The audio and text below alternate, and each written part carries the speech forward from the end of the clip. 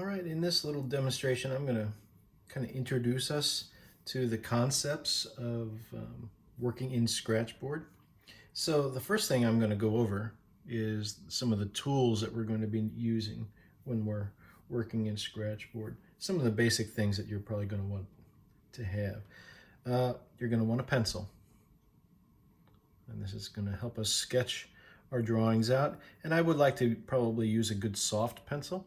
So here I have a 4B nice pencil. And then we need some sort of stylus that's going to scratch through and reveal our lines. Because what we know about Scratchboard is it starts off as this black board. And the board, as we discussed in class before, there's a substrate. In this case, it's a Bristol board. And then it's coated with a thin layer of soft clay, white clay, and then coated again with a black India ink. And what we're going to do when we're working in Scratchboard is scratch through the ink to reveal the white clay, which gives us that nice subtractive line. So every line that we make makes our drawing lighter as opposed to the normal way that we're drawing, which every line makes it darker. So we have this. Now, there's another kind of Scratchboard, which they call clayboard. And it's basically exactly the same. We have our Bristol board here. It's coated with a white clay, but they've skipped the step of adding the ink.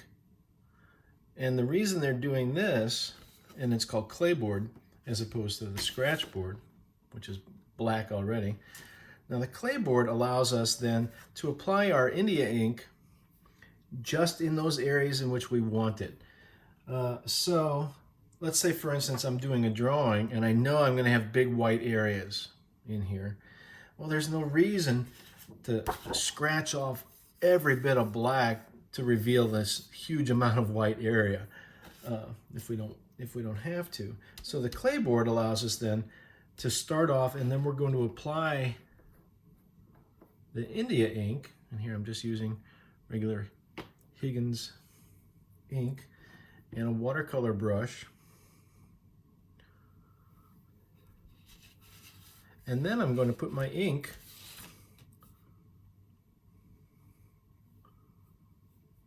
in the areas where I know I'm going to want to be doing my drawing and applying my textures. So let's say I'm going to be drawing a sphere, right? So maybe I would have this sphere and its shadow.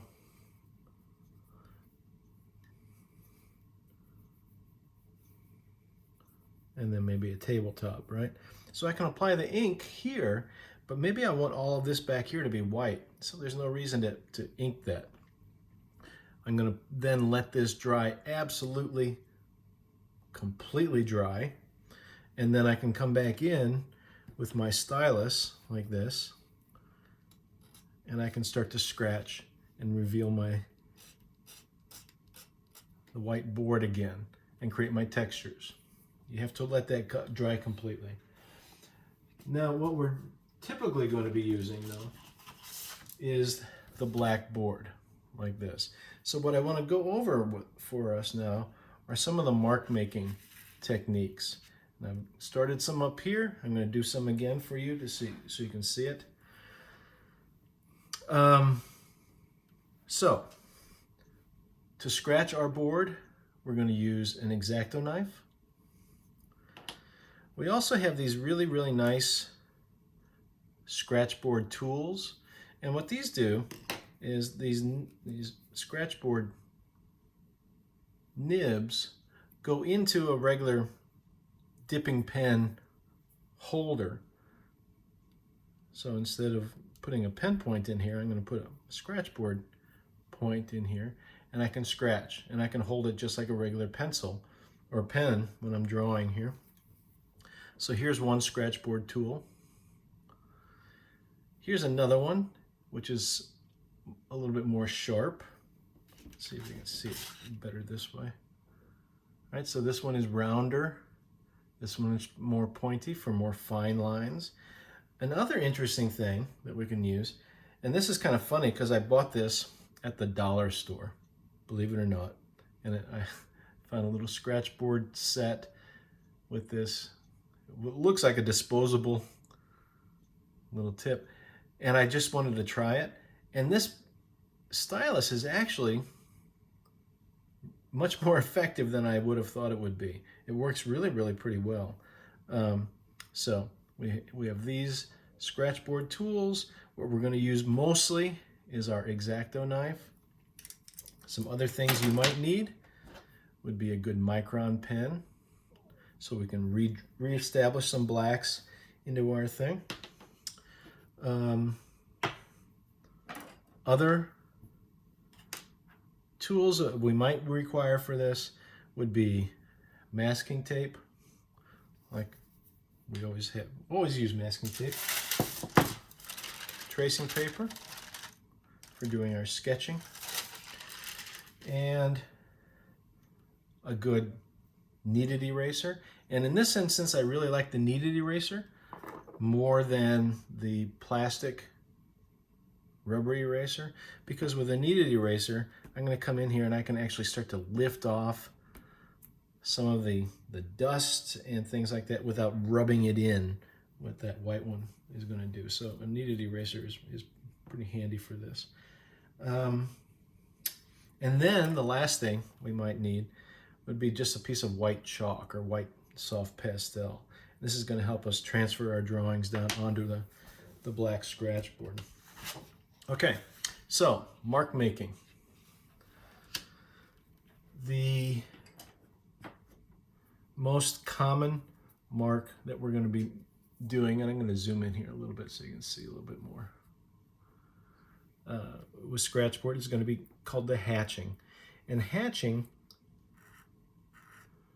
is just a series of parallel lines,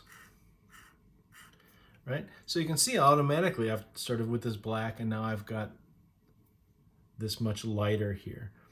With hatching, like I said, we're going to try generally to keep these lines as parallel as we can and as even as we can. The goal with hatching is, if we want to make something lighter, to actually just make our lines closer together as opposed to thicker. And that's going to give us a really much more subtle kind of scratchboard technique. Now the other thing that we can do is called cross hatching. And in this case, I'm going to lay down my hatch marks, but then I'm going to come in at another angle and draw more parallel lines. I might come in at another angle again. And you can see how I'm starting to get lighter and lighter and lighter. Every time I scratch, it's getting lighter and lighter and lighter. Okay?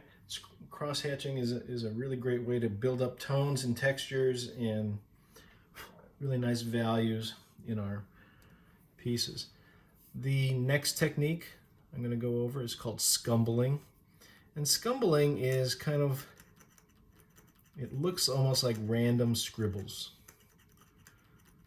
So I'm just kind of scratching into this and building up with these random marks this little texture, and I'm making it lighter and lighter. So the closer together I put my scumbles,